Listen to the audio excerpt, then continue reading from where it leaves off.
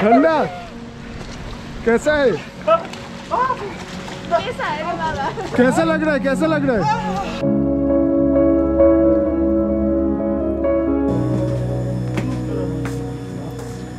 Good morning from মাস্তাং। কালকে ব্লগটা যারা দেখেছো তারা নিশ্চয়ই জানো যে আমরা পাগলুং থেকে বেরিয়ে 90 কিলোমিটার মতো বিষাক্ত অফরোড করে এসে পৌঁছেছিলাম জমসনে। কালকে সন্ধ্যেবেলা 6টা নাগাদ আমরা জমসম পৌঁছেছিলাম। আর জমসম পৌঁছে এখানে একদম রাস্তার পাশেই একটা হোটেল নিয়ে নিয়েছিলাম।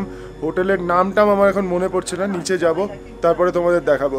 যদিও আমাদের রুমটা নিচে রয়েছে, আমি ব্লগটা স্টার্ট করার জন্য উপরে এসেছিলাম। উপরে একটা করিডোর মতো রয়েছে, এই পাশে সব রুম, আর ওদিকে ফরেনার্সরা বসে রয়েছে। হোটেলে দেখলাম অনেক ফরেনার্স রয়েছে। হোটেলের ঠিক অপোজিট সাইডে ভিউটা দেখো একবার, পুরো স্নো ক্যাপ মাউন্টেন দেখা যাচ্ছে।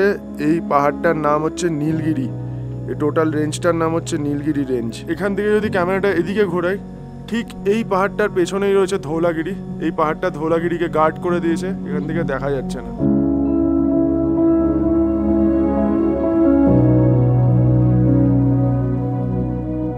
রেডি নাকি?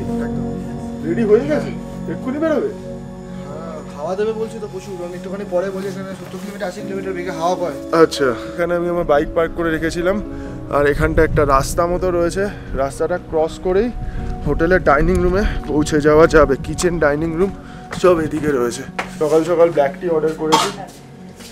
दीदी, हाय दीदी, बर्फ कब पड़ता है इधर? बर्फ तो नहीं पड़ता है, कभी कभी पड़ता है ना, कभी कभी। ये ड्राई एरिया है ना पूरा, कोल्ड डेजर्ट। কিচেন থেকে বেরিয়েই এদিকে রয়েছে একটা ডাইনিং এরিয়া। এখানে বার রয়েছে, দুপাশে টেবিল পাতা রয়েছে, আর তার সাথে এখানে একটা বসার জায়গার মতো করা রয়েছে। ডাইনিং টেবিল বলতে পারো, কিন্তু এখানে বাবু হয়ে বসে খেতে হবে। এটা রিসেপশন, এখানেও ডাইনিং এরিয়া রয়েছে। আর তার সাথে সামনের দিকে মেন রোড, মানে ধুলো এসে গেল। কালকে আমরা এই দিক থেকে এসেছিলাম, আর আজকে আমরা এইদিকে চলে যাবো। একদম রাস্তার উপরই hotel, hotel Alka Marco Polo. আর এখান থেকে আমাকে একটা বিস্কিটের প্যাকেট কিনতে হবে, কারণ বনি আবার বিস্কিট ছাড়া চা খেতে পারে না। পুরো মাস্টাংয়ের আপেল রয়েছে। এই আপেল कहाँ उगता है? मार्फा में? इधर ही। केजी कितना करके है আপেল? 150। Apple KG 150। ঠিক আছে, बाद में लेता हूँ। পেছনে পাহাড়ের কালারটা দেখো, খালি এই কালারটা দেখে আমি পাগল হয়ে যাচ্ছি। পুরো মনে হচ্ছে কি বলতো, পুজোর প্যান্ডেল করে না, মাটির প্যান্ডেল, পুরো মাটি দিয়ে বানানো পাহাড়টা।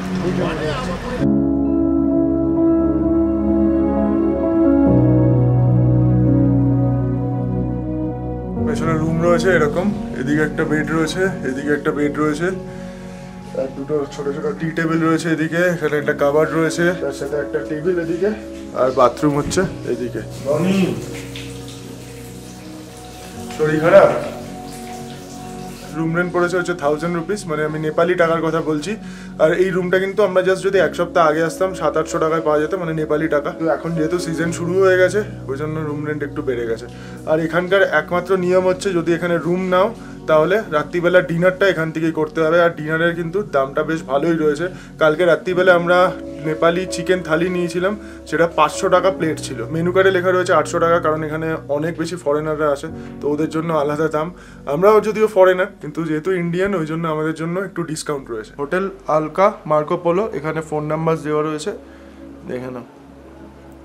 জমসম এয়ারপোর্ট, জমসমে কিন্তু এয়ারপোর্টও রয়েছে। হোটেলে ডাইনিং এরিয়াতে আমরা ব্রেকফাস্ট করতে চলে এসেছি। ব্রেকফাস্টে আমার জন্য রয়েছে অমলেট, আর বনির রয়েছে প্যানকেক, আপেল প্যানকেক। প্যানকেকটা দেখো এরকম দেখতে, পেছন দিকে একটা পাউরুটির মতো রয়েছে, রুটি। আর এই যে এই লেয়ারটা দেখতে পাচ্ছ, এটা কিন্তু পুরো বয়েলড আপেল। দেখো, বেশ মিষ্টি মিষ্টি খেতে, খুব সুন্দর খেতে। বাদিকের পাহাড়টা দেখছি আর আমি জাস্ট ফিদা হয়ে যাচ্ছি। কি কালার পাহাড়টা, আর রাত্রিবেলা না অন্যরকম লাগছে। সামনেটা দেখো, খালি একবার দেখো সামনেটা, নীলগিরি মাউন্টেন রেঞ্জ। আমি প্রথমে এটাকে অন্নপূর্ণা ভেবেছিলাম, কিন্তু লোকালরা বলছে এটা অন্নপূর্ণা না, এর পেছনে রয়েছে অন্নপূর্ণা, এটা নীলগিরি। তাহলে জমসম থেকে আমরা বেরিয়ে গেলাম। এখন আমাদের ডেস্টিনেশন হচ্ছে মুক্তিনাথ। আমাদের সব লাগেজ, মানে স্যাডেল ব্যাগ ট্যাগ সব এখানে ডাম্প করে গেছি এই হোটেলে, কারণ আমরা আবার ব্যাক করে চলে আসব। কালকে রাত্রে আমি এদিকেই গেছিলাম, এখানকার হসপিটালে টিটেনাস নিতে। বাইকের ফিউল রেঞ্জ দেখাচ্ছে 130 কিলোমিটার, আর মুক্তিনাথের ডিস্টেন্স হচ্ছে আমাদের হোটেল থেকে 25 কিলোমিটার। সামনে 5-6 কিলোমিটারের মধ্যে আমরা পেয়ে যাব কাকবেনি, কাকবেনি থেকে দুটো রাস্তা চলে গেছে, ডান দিকে মুক্তিনাথের দিকে চলে গেছে আর বাদিকে মানে সোজা চলে গেছে আপার মাস্তাংয়ের দিকে। আপার মাস্তাং যাওয়ার আমাদের কোনো প্ল্যান নেই। কালী গন্ডকী রিভার নিচ থেকে চলে গেছে একদম নিচের দিকে। পোলারাইজ রেব্যানে সানগ্লাস পরে নিয়েছি, আরও সুদিং লাগছে চোখের জন্য, ভ্যালিটা আরও সুদিং লাগছে। অফরোড পাবো মনে হচ্ছে কাকবেনি অবধি, কাকবেনির পর থেকে আমরা একটু টার্ম্যাক পেতে পারি। এখানকার লোকালসরা বলছে কাকবেনিটা ক্রস করলেই ভালো রাস্তা পেয়ে যাবে।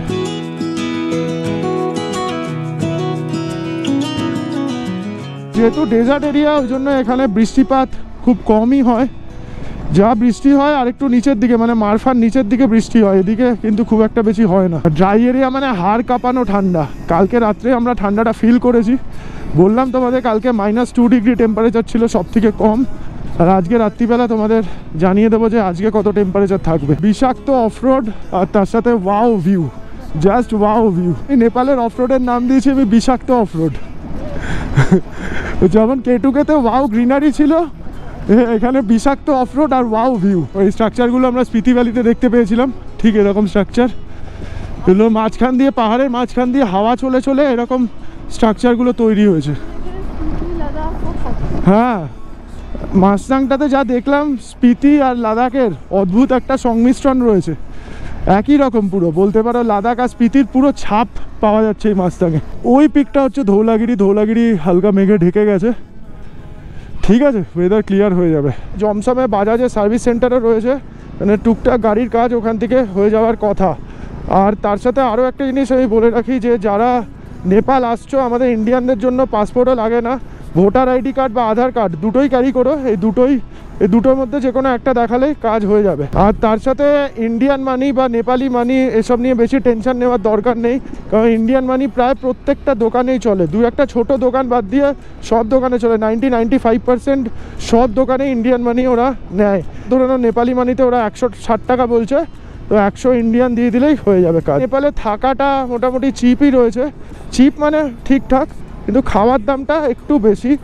তাও দু একটা দোকানপত্র ঘুরে ঘুরে খাওয়া দাওয়া করতে পারলে অনেক চিপেই খাওয়া দাওয়া করা যাবে। এখনও স্নোফল সেরকমভাবে স্টার্ট হয়নি, কিছুদিন পরে আসলে মোটামুটি এইসব পাহাড়গুলো পুরো স্নো কাভার থাকবে। Guests are like God, thank you গেস্টদের এরমভাবে প্রায়োরিটি দেওয়ার জন্য। আর এখানে কিন্তু ইন্ডিয়ান কোনো সিম চলে না, এটা কিন্তু মাথায় রেখো। সিম কার্ড নিয়ে নেবে। আমরা বোধহয় এনসেল বা এরকম কিছু একটা কোম্পানির সিম নিয়েছি, দুটো সিম রয়েছে, এনসেলটা মোটামুটি ভালো। হ্যাঙ্গিং ব্রিজ রয়েছে একটা, নামবি একবার হ্যাঙ্গিং ব্রিজে। পাগলিং, ফালেক, ধাগার জং এদিকে চলে যাচ্ছে, এই তিনটে মনে হয় কোনো গ্রাম হবে, আর এইদিকে bridge. Heard you want to leave this place where we grew up, this old town, just put it all behind. Remember you and I would always find somewhere to hide when we were kids so we could see. তিন মাথার মোড়ে চলে এসেছি, এদিকে কাকবেনি দেখাচ্ছে আর মুক্তিনাথ এদিকে দেখাচ্ছে। এদিকে মুক্তিনাথ, এই তো লেখা আছে।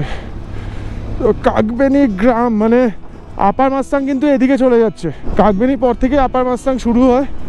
আপার মাস্তাং আমরা যেতে পারবো না, কারণ আপার মাস্তাং যেতে গেলে ফরেনারদের $500 পেমেন্ট করতে হবে, মানে প্রায় 45,000 টাকা।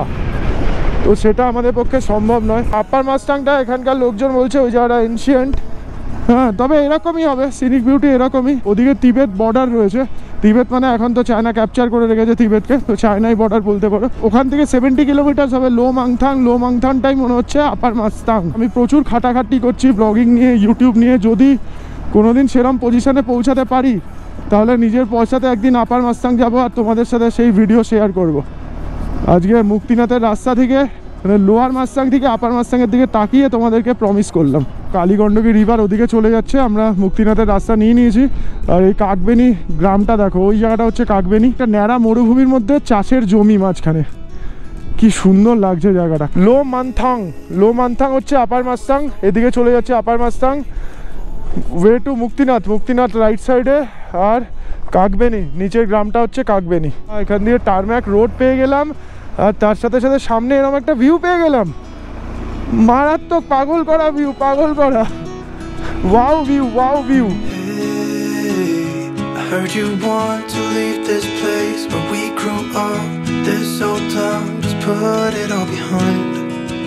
Remember you and I would always find somewhere to hide. এই ভিউ কিন্তু নিজের চোখ দিয়ে দেখতে গেলে কষ্ট করতে হবে, একদম কষ্ট করতে হবে। কিলোমিটারকে কিলোমিটার অফরোড করতে হবে, মাথার ঘাম পায়ে ফেলতে হবে, পুরো বডিতে ঝাঁকুনি খেতে হবে, তারপরে এই ভিউ পাওয়া যাবে, নিজের চোখ দিয়ে দেখতে পাওয়া যাবে। Where will you go? Won't you miss the ones you know? I'll be here hanging on, waiting for your call. Seems like time as a wave passing by, leave a mark in our minds to turn to memories. River's gonna cry when you're Muktinath মন্দিরের গেটের view আমরা পেয়ে গেছি। উপরেই রয়েছে মুক্তিনাথ। জয় বাবা বিষ্ণুদেব। বাইকের service centre, তো মোটামুটি একটা ওয়ার্কশপ রয়েছে এখানে মুক্তিনাথে। এখানে বেশ হোটেলপত্র রয়েছে, থাকার জায়গা টায়গাও রয়েছে। নেটওয়ার্ক পাওয়া যাচ্ছে বনি? ও তোর ফোনে কী করে পাওয়া যাবে? চলো, সামনে মনে হচ্ছে সিঁড়ি থাকবে, সিঁড়ির নিচে কোথাও একটা বাইক পার্ক করবো, তারপরে হেঁটে হেঁটে আমাদের উঠতে হবে উপরের দিকে। আমাদের হোটেল থেকে বেরিয়ে 1 ঘন্টা মতো রাইড করে আমরা ফাইনালি এসে পৌঁছে গেছি মুক্তিনাথ টেম্পলের সিঁড়ির একদম নিচে। এই যে এদিকে রয়েছে মুক্তিনাথ টেম্পলের গেট, এই সামনে একদম গেট অবধি কিন্তু বাইক নিয়ে চলে আসা যায়।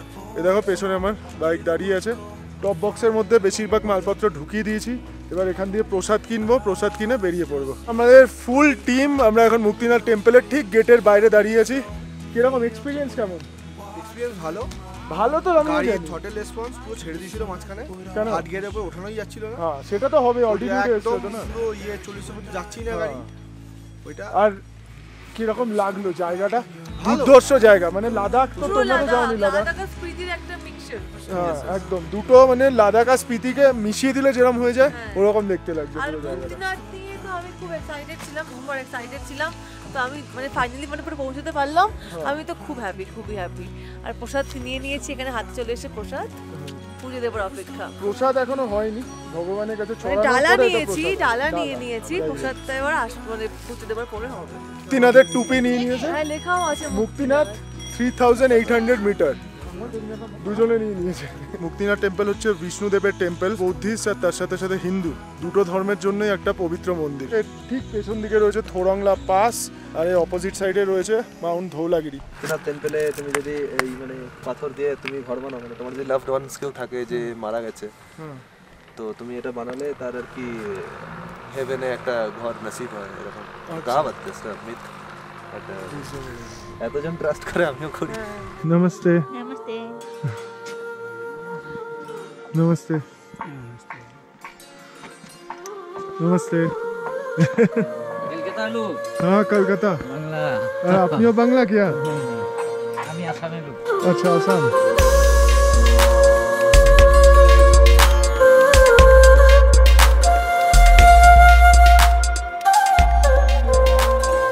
একটু আগেই ধৌলাগিরিটা পুরো মেঘে ঢাকা ছিল, এখন দেখো আস্তে আস্তে ওপেন হচ্ছে। দেখো লাগছে, দেখো ধৌলাগিরি, ঠিক এইটা হচ্ছে ধৌলাগিরি। মেঘ নিচে রয়েছে, উপরে চূড়াটা দেখা যাচ্ছে। পাশের পিকগুলোর সাথে ধৌলাগিরি যদি কম্পেয়ার করো তাহলে বুঝতে পারবে হাইটটা কতটা বেশি। 8000 মিটারের পিক কাকে বলে, দেখো দারুণ।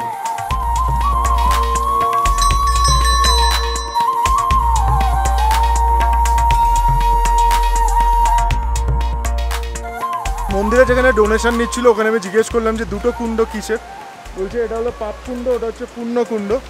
পাপ কুণ্ডতে স্নান করে প্রথমে পাপ ধুয়ে নিতে হবে, তারপরে পুণ্য কুণ্ডতে স্নান করলে তারপরেই মুক্তি পাওয়া যাবে। এই যে জলধারাগুলো দেখালাম, টোটাল 108টা জলধারা রয়েছে।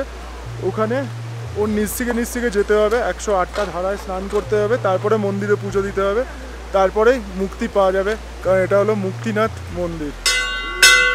3টে মূর্তি রয়েছে, মাঝখানে রয়েছে বিষ্ণুদেব, এক পাশে লক্ষ্মী আর এক পাশে সরস্বতী। লাগাও।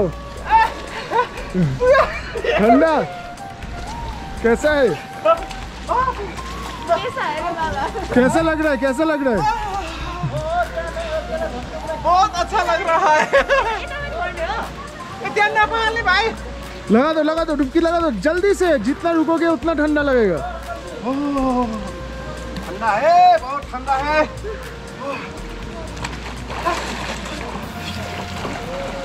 চলো তাহলে মুক্তিনাথ মন্দিরে পুজো দিয়ে আমরা বেরিয়ে পড়লাম। পেছনে মন্দিরের গেট, এবার নিচের দিকে নামবো, প্রচণ্ড জোরে খিদেও পেয়েছে, সামনে গিয়ে কিছু খাওয়া দাওয়া করতে হবে, এখান দিয়েই খাবো, খেয়ে তারপরে আমরা রওনা দেবো আমাদের হোটেলের দিকে। আর এই মন্দিরের পেছনে তোমাদের বলছিলাম যে থোরাংলা রয়েছে, থোরাংলা পাস, এটা কিন্তু ট্রেকিং করা যায়। আমার পেছনে ঠিক দেখা যাচ্ছে ওরা কিন্তু ट्रेक করে नापजे, most probably they are coming from Thorongla. ये बाइक का नाम क्या है? CX 250 CC. दाम कितना है नेपाली में? 9,06,000 बाइक का दाम। CX 250 सीसी डॉट बाइक পুরো এটা না? সিনার থেকে 4-5 কিলোমিটার মতো নিচে নেমে এসে এখানে একটা হোটেল দেখতে পেয়েছি, hotel sweet dream and restaurant. এখানে আমরা খাবার অর্ডার করেছি, থাকালি থালি বা নেপালি থালি। जैसे जैसे बोले ना मुक्तिनाथ थाली कितना अच्छा होता है आदमी समझ पाएगा। মুক্তিনাথ থালি। हाँ मुक्तिनाथ थाली। ইয়েস, দেখ কত আপেল গাছ দেখো এখানে। আপেল গাছ, আর তার সাথে মাটিতে আপেল ছড়িয়ে আছে। এটা হচ্ছে লাল আপেল। না না পাচ্ছি না, আপেল গাছের বাগান। ये तो आलू का सब्जी, हाँ आलू सब्जी। आलू का सब्जी। ये साग, ये साग कौन सा वाला साग है? इधर क्या बोलते हैं इसको? ये साग हाँ, नेपाली में क्या बोलते हैं? चाइनीज साग बोलते हैं। चाइनीज साग। चाइनीज साग। ये চিকেন, ये ডাল, রাইস, আর তার সাথে ঘি, আর এটা একটা ছোট্ট আচার আর এক টুকরো গাজর। এটা হচ্ছে মুক্তিনাথ থালি। কাঁসার বাসনে খাবার খাবো, আলাদাই অতিথি আপ্যায়ন, তাই না? আমরা পরপর লাইন দিয়ে বসে গেছি। চালটা খুব ভালো চাল, বাসমতি রাইস। প্রথমে খাচ্ছে হচ্ছে বিকি চিকেন থালি, তারপরে হচ্ছে তনুময় ভেজ থালি, বনি আজকে ভেজ থালি, অবাক করা কাণ্ড, ভেজ থালি, আর আমি চিকেন থালি।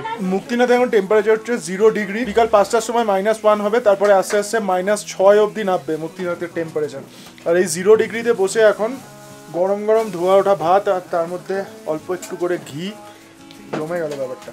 এই যে চিকেন থালিগুলো ছিল, চিকেন থালিগুলো 500 রুপিস নেপালি, আর ভেজ থালি হচ্ছে 350 রুপিস, আর অমলেট সিঙ্গেল ডিমের 50 টাকা। নেপালি টাইম রাত 9:47 আর ইন্ডিয়ান টাইম রাত 9:32। আমরা অনেকক্ষণ আগে মানে মুক্তিনাথ থেকে বিকালই জমসানে পৌঁছে গেছিলাম। মাঝখানে একটু বেরিয়েছিলাম বাইরে, মার্কেটে একটু ঘুরতে গেছিলাম, আর এখন রাত্রিবেলা আমাদের হোটেলেরই ডাইনিং রুমে ডিনার করতে বসেছি। অ্যাম্বিয়েন্সটা দেখো, এদিকে বেশ সুন্দর কিছু আলো জ্বলছে, এদিকে রুম হিটার চলছে, আর তার সাথে আমরা ডিনার করছি। ডিনারে চিলি চিকেন আর ফ্রাইড রাইস। আর একটা জিনিস দেখো, এখন জমসমের টেম্পারেচার দেখাচ্ছে -1 ডিগ্রি, আর ফিলস লাইক -3 ডিগ্রি। রাত্রিবেলা 11টার সময় -2 ডিগ্রি হবে, আর -2 ডিগ্রি থাকবে 5টার সময় আবার -1 ডিগ্রি হবে, 6টায় আবার -2 ডিগ্রি দেখাচ্ছে। মানে সব থেকে বেশি টেম্পারেচার হচ্ছে 6 ডিগ্রি। বাইরে ঠান্ডা অবশ্যই রয়েছে, তার সাথে ওয়েদারটাও কিন্তু খুব ভালোই রয়েছে। স্নোফল হওয়ার কোনো চান্স আমি দেখতে পাচ্ছি না এখন, কারণ পুরো ক্লিয়ার ওয়েদার, পুরো ক্লিয়ার ওয়েদার। যেহেতু নেপালি টাইম অনুযায়ী 9:47 বেজে গেছে, ওই জন্য ডাইনিং রুমটাও কিন্তু পুরো ফাঁকা। এখানে মোটামুটি 7:30, 8টা, ম্যাক্সিমাম 8:30টার মধ্যে সবাই ডিনার করে শুতে চলে যায়। এখানে সব early to bed early to rise আর কি ব্যাপারটা, 5টার সময় সব উঠে পড়ে। তো এই ব্লগটাতে সেরকম কিছু দেখানোর নেই, এই ব্লগটা এখানেই শেষ করে দেবো। তবে অবশ্যই কিন্তু কমেন্ট করে জানিও আজকে ব্লগটা কীরকম লাগলো।